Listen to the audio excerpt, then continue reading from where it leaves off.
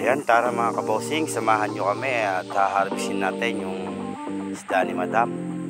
Ayan po yung update sa isda po ni Madam na lagi po natin hinaharvest. Nakadalawang harvest na po tayo, pantatlo na po ngayon mga kabosing. Ayan, big shoutout po sa lahat po ng nakakapanood ng aking video. Sa mga hindi pa po pala nakapalaw sa aking page, Boss Binmar TV, papalaw na lang po mga kabosing. At sa aking YouTube channel, yung mga hindi pa po nakasubscribe, pa-subscribe po mga kabosing. Subscribe, like, follow, and share po mga kabosing. At pakipindot na rin po yung notification bell para updated po kayo mga kabosing sa aking mga video pa na mga gagawin na i-upload dito sa aking YouTube channel at FB page. At yan nga po yung ating mga ina-harvest mga kabosing. Yan nga po, pinipilian po natin yung good size saka po yung undersize. Yung mga undersize po ilalaglag po natin ulit dyan para maganda po yung kitain ng ating customer. Hindi po natin ibibenta yan at mura lang po kasi nila bibili niyan kung sakasakali. Paparating na po yan ng mga buyer na kukuha pagka ganyan lang po kaliliit. Kaya pinibilian po natin mga kabosing. At yan, di nga po makahuli yung ating lambat mga kabosing. Lakad-lakad po muna tayo habang nagpapahinga mga kabosing. At babalikan po natin yan kinabukasan para patuyuin po natin lahat yan nang makakuha po lahat ng mga good size mga kabosing. Yan, titignan po natin mga kabosing yung nilalagyan natin ng isda. Yan nga po pala yung mga undersize natin mga kabosing. Yan po nilalagay sa drum. Ayan, big shoutout po sa mga naging customer namin, lalong lalo dito sa Nueva Ecija, dyan sa Pangasinan, sa Ilocos, dyan sa Tarlac, dyan po sa La Union, Isabela. Ayan mga kabosing, big shoutout po sa inyo. At sana po patuloy niyo pong tangkilikin ang aming mga good quality fingerlings. Ayan, sa mga naghahanap po ng mga good quality fingerlings, kahit anong fingerlings po mga kabosing, PM nyo lang po ako mga kabosing at meron po tayo nyan. Ayan nga po yung na-harvest po natin na good size, dyan po natin nilalagay mga kabosing. Nakita nyo naman po, kaganda po ng size mga kabosing. At yan po yung ibibigay natin sa mga buyer na pupunta mga kabosing. Ayan, salamat po sa mga naging buyer namin nung araw na yan. Thank you po sa tiwala mga kabosing. At sigurado naman po na good quality po ibibigay namin sa inyo. Yung undersize po hindi natin ibibigay sa mga buyer para pag tinawagan po natin sila mga kabosing, ura-urada po silang pumunta. At tayo nga po sana ang kukuha dyan mga kabosing. Kaya lang po may tumawag po sa atin na kukuha raw po. Yan mga kabosing, big shoutout nga rin po pala sa mga nakasama namin nung araw na yan ng inharvest namin yung mga isda ni Madam, yung mga poultry boys na tauhan ni Madam. Big shoutout sa inyo kung nakapapanood nyo tong video na to. Big shoutout sa inyo mga boss.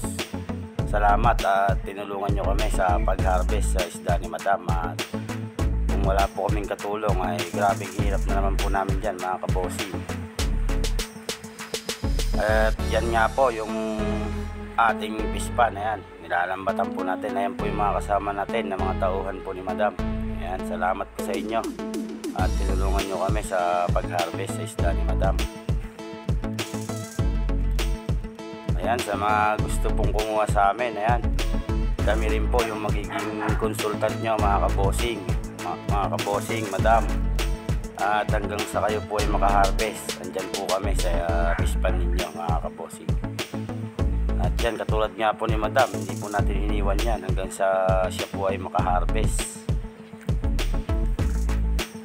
Diyan po natin malalaman mga kabosing kung kikita po si Madam o ano. Pero sa tingin ko po wala po siyang patalo-talo dyan at may sarili po siyang poultry mga kabosing.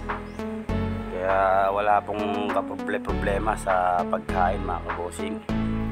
Halos libre na po yung pagkain. Ang pupuhunanan niya lang po mga kabosing yung fingerlings mga kabosing. At syempre tayo naman po nakabantay dyan. Kaya maganda po ang kikitain niya po dyan sa nilaglag niya po na yan. Ayan mga kabosing, ayan po, big shoutout po sa mga poultry boy na mga tauhan po ni Madam.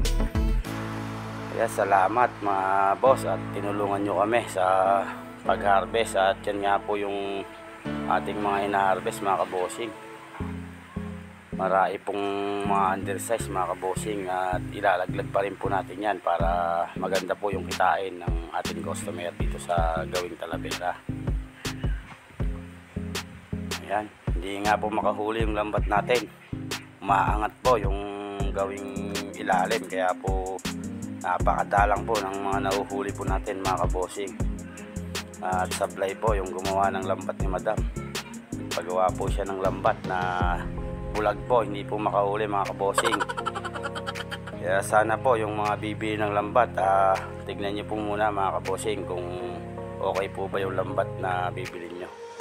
At yan, nag-set nga po tayo ng bomba para pahigupan na po natin, at nakakapagod din po humila ng lambat mga kabosing, at napakabigat pong hilahin ng lambat.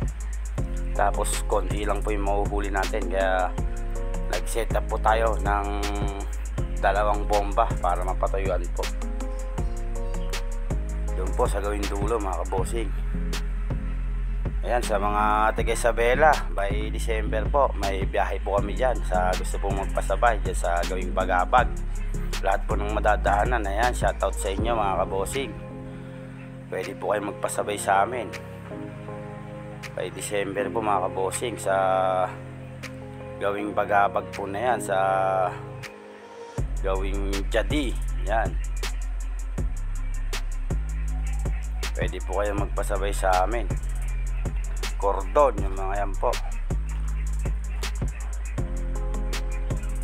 Sa gusto pong sumubok ng aming good quality fingerlings, yan, masusubukan nyo po kung gaano po ka-quality yung dala naming isda na aakyat po ng Isabela.